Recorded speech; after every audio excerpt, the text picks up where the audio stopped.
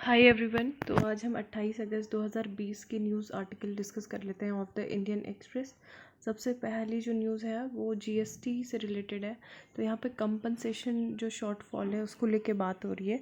And GST dues stuck, states told to borrow via RBI. ठीक है, तो अभी सेंटर ये कह रहे हैं कि जो स्टेट्स हैं तो उनको कंपनसेशन देना होगा, जबकि एक जीएसटी जो लॉज हैं तो इसके अकॉर्डिंग एक ट्रांजैक्शन जो पीरियड है वो भी डिफ़ाइन किया गया था कि जब से जीएसटी काउंसिल का फॉर्मेशन हुआ है तो तब से लेके और 5 सालों के लिए आने वाले जो टैक्सेस हैं, अगर उसमें सरकार को मतलब किसी को भी लॉस होता है तो उसकी भरपाई कौन करेगा? सेंट्रल गवर्नमेंट ही करेगी। ठीक है, तो ये चीज़ बोला गया था। तो वो जो एयर होगा 5 साल वाला वो 2022 में आना है, लेकिन यहाँ पे इसी मुद्दे पे क्या है, स्टेट्स को मतलब परेशानी है। ठीक है, जो नेक्स्ट यहाँ पे है JEE exam preparation 10 lakh mask and gloves and 6,600 litre of sanitiser. तो ये काफ़ी ज़्यादा प्रिकॉशंस एनटीए और जो दूसरी जो एजेंसी कंडक्ट करा रही हैं एग्ज़ाम, तो वो काफ़ी ज़्यादा है।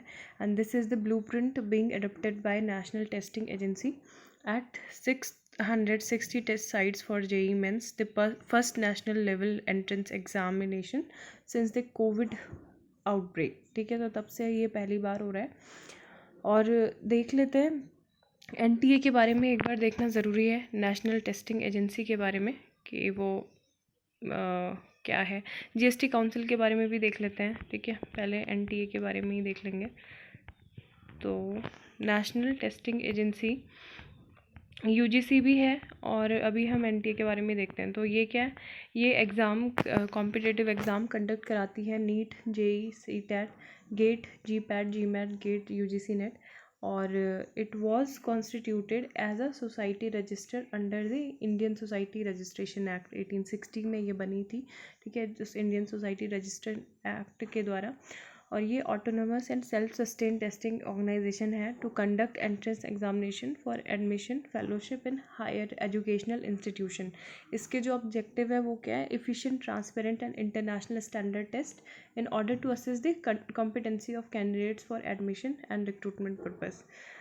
गवर्नेंस की बात करें तो इनके जो चेयरमैन होता है वो एमिनेंट एजुकेशनिस्ट होता है, जो ministry of education, ministry of HRD के द्वारा क्या होता है, अपॉइंट किया जाता है। और इन्होंने एक मोबाइल ऐप भी लॉन्च की थी जिसको क्या बोला गया था, टीपीसी, यानी कि test practice centre app, through which student can practice और take mock test on their own computer और स्मार्टफोन। ठीक है, तो ये है। और यूजीसी के बारे में देखें तो यूजीसी क्या है, यूनिवर्सिटी ग्रांट कमीशन। ये 28 दिसंबर 1953 को बनी थी। 28 दिसंबर 1953 को ये स्टैट्यूटरी ऑर्गेनाइजेशन है, क्योंकि एक्ट ऑफ पार्लियामेंट के थ्रू बनी है। एक्ट ऑफ पार्लियामेंट के थ्रू ये बनी है 1956 में। ठीक है, कोऑर्डिनेशन, डिटर्मिनेशन और maintenance of standards of teaching, examination and research, university education, तो इसके लिए बनी थी। इसका हेड ऑफिस कहाँ है, न्यू दिल्ली में। जो दूसरी बॉडी है जीएसटी काउंसिल, तो उसके बारे में हम देख लेते हैं। ठीक है, जीएसटी काउंसिल ये भी क्या है, कॉन्स्टिट्यूशनल बॉडी है अंडर आर्टिकल 279A। ये याद रखना है, 279A में किसका प्राविधान है, जीएसटी काउंसिल का। ठीक है, ये क्या करती है, इसको एक तरह से फेडरल कॉरपोरेशन का क्या बोला गया, एक बेहतर एग्जाम्पल इसे कहा जाता है। तो ये यूनियन एंड स्टेट गवर्नमेंट को जो भी इश्यूज होते हैं related to goods and services tax, तब ये इंट्रोड्यूस की गई थी। ठीक है, रिकमेंडेशन ये करती है। And it was introduced by the constitution 101st amendment. ठीक है, तो 101st अमेंडमेंट जो था 2060 का अमेंडमेंट एक्ट, तो उसके थ्रू ये कॉन्स्टिट्यूट की गई थी। And it is chaired by the union finance minister, जो निर्मला सीतारमन है, और अदर मेंबर्स होते हैं इसके, जैसे union state minister of revenue and finance minister in charge of finance और taxation of all. And it is considered as a federal body where both centre and the states get due representation. ठीक है, अब इसमें states को ज़्यादा authority मिली हुई है। ठीक है, every decision of the goods and service tax council shall be taken at a meeting. जो भी ये मीटिंग होती है जीएसटी काउंसिल की, तो उसमें मतलब कितने होने चाहिए, not less than 3/4 of the weighted votes of the members present and voting. ठीक है, तो ये मेंबर्स इसमें होने चाहिए, प्रेजेंट भी होने चाहिए। And the vote of the central government shall have a weightage of 1/3 of the total vote cast ठीक है। 1/3 किसका हो गया, सेंट्रल का, और स्टेट गवर्नमेंट का कितना हो गया, 2/3 हो गया। ठीक है, तो स्टेट गवर्नमेंट को ज़्यादा अथॉरिटी इसमें मिली हुई है। नेक्स्ट जो न्यूज़ है वो देख लेते हैं हम यहाँ पे। ब्रह्मपुत्र रोपवे के बारे में तो हमने देखा ही है। यहाँ पे पंपा रिवर जो है ये काफ़ी न्यूज़ में रहती है, इसको पंबा रिवर भी बोलते हैं। केरला की ये 3rd लार्जेस्ट लैंग्वेज है। पहली कौन सी है, पेरियार और भारतपुजा। ठीक है, तो ये 3rd लॉन्गेस्ट रिवर है। दूसरा, Sabarimala temple dedicated to Lord Ayyappa is located on the bank of the river, इस वजह से न्यूज़ में रहती है। And the river is also known as Dakshina Bhagirathi. ठीक है, दक्षिणा भागीरथी, मैंने दक्षिण गंगा का नाम बताया था, एंड वो आप देख सकते हैं कौन सी है, दक्षिणा भागीरथी एंड रिवर बारिश भी इसको बोलते हैं। ठीक है, नेक्स्ट पुलिकल्ली जो है, पुलिकल्ली एक फोक आर्ट है, ये भी केरला की ही है। And it is perform by trained artist to entertain people on the occasion of Onam. And Onam क्या है, ये एनुअल हार्वेस्ट फेस्टिवल है जो मेनली केरला में ही सेलिब्रेट किया जाता है। ठीक है, तो पुल्लीकल्ली भी बता दिया, पंबा रिवर या फिर पंपा रिवर भी बता दिया। जीएसटी काउंसिल और एनटीए एंड यूजीसी के बारे में हमने अभी पढ़ लिया है। कितने मिनट में हमने पढ़ा है, लेट्स सी 6 मिनट में। ठीक है, then literal meaning of Pulikali is the play of tigers. ठीक है, इसमें प्ले ऑफ टाइग्रेस वगैरह वुमेन पार्टिसिपेट करती है इसमें।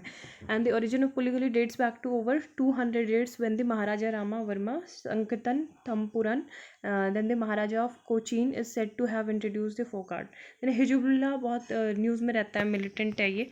क्या है, एक the Hezbollah is a Shia Islamist political party that is based in Lebanon. ठीक है, लेबनान में ये बेस्ड है। And the organisation was founded by the Iranian effort in 1980s। तो 1980s में ये फाउंड किया गया था ईरानियन एफर्ट्स की वजह से, to aggregate Lebanese Shia groups in the ongoing Israel Iran conflicts. Hezbollah acts as a proxy for Iran. ठीक है, तो ईरान के लिए ये मतलब लड़ता है।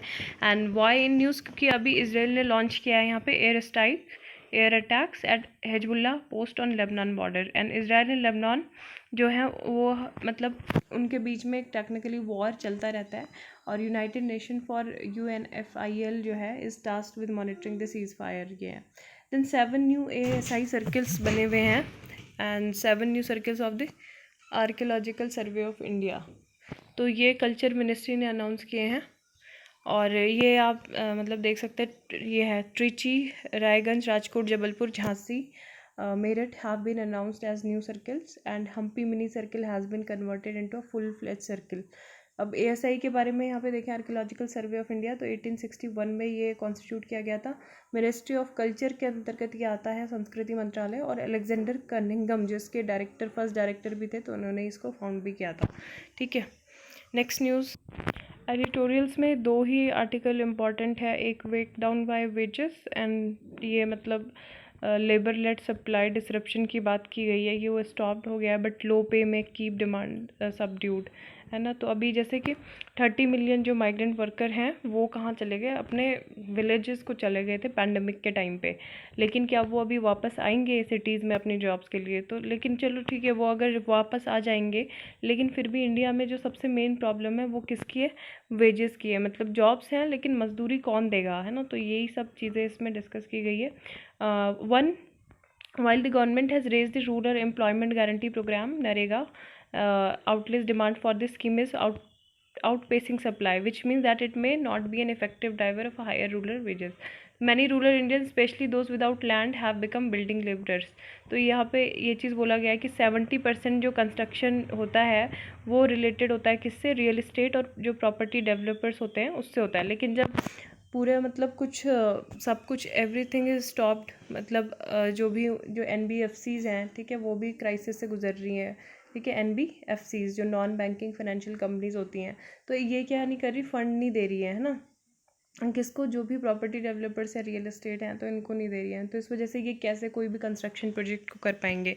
तो राइजिंग डेब्ट level could be a drag. The increasing borrowing and the sustained fall in inflation over the last few years has increased the real indebtedness. तो यही सब इसमें लिखा हुआ है कि सप्लाई साइड डिसरप्शन। एंड अभी सबसे मेजर ये होना चाहिए कि इन्वेस्टमेंट को बढ़ावा देना चाहिए। इन्वेस्टमेंट अगर इंक्रीज़ होगा तो इकोनॉमी ऑटोमेटिकली जो भी है वहाँ पे सारे लोगों को एक वेल पेइंग जॉब भी मिल जाएगी।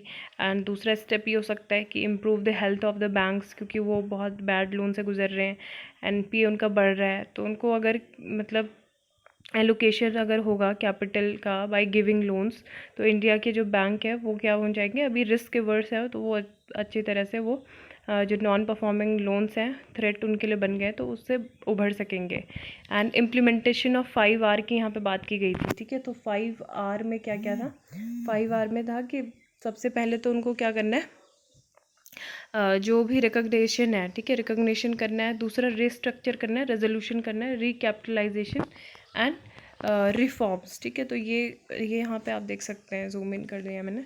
5Rs: recognition, restructuring, resolution, recapitalisation and reforms for the banking sector may be particularly useful here. तो ये कर सकते हैं। To sum it all up, we believe the support disruption caused by reverse migration won't last long. तो ये चीज़ हम कर सकते हैं। टेस्टिंग टाइम्स में बस यही है कि काफ़ी सारे चैलेंजेस है। On balance deferring JEE NEET doesn't reduce risk. Government should work to ensure safety, है ना। तो गवर्नमेंट को सेफ्टी इंश्योर करने के लिए काम करना चाहिए कि मतलब जो IITs और ये जो national eligibility cum entrance test है फॉर मेडिकल इंस्टीट्यूट, ये सितंबर में ही हो रहे हैं और पोस्टपोन वो पहले ही हो गए हैं। मतलब पहले ये मई और जुलाई में होने थे, लेकिन ये थोड़ा थोड़ा करके कोविड की वजह से आगे सितंबर के लिए कर दिया है। तो ये चीज़ बोला गया कि वायरस को सेवरल चैलेंजेस इंट्रोड्यूस करता है टास्क ऑफ होल्डिंग एग्जामिनेशन, लेकिन क्या होना चाहिए हमको जो इम्पोर्टेंट सेफ्टी प्रिकॉशंस हैं वो लेने चाहिए। And test is an unavoidable and that needs to be done following the science. Today a lot more is known about the virus than what was known in April. What precautions are needed from mask to distancing for a test that will take 3 hours of a student at a desk.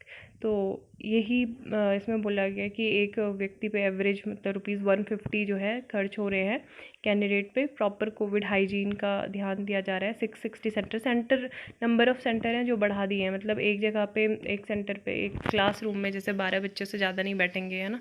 और proper sanitiser वगैरह सब कुछ यहाँ पे किया जाएगा। तो यहाँ पे कि सेफ ट्रैवल सेफली हो, बच्चे जो उनका जो हॉल टिकट है वही उनका पास हो, उसी को कंसीडर किया जाए।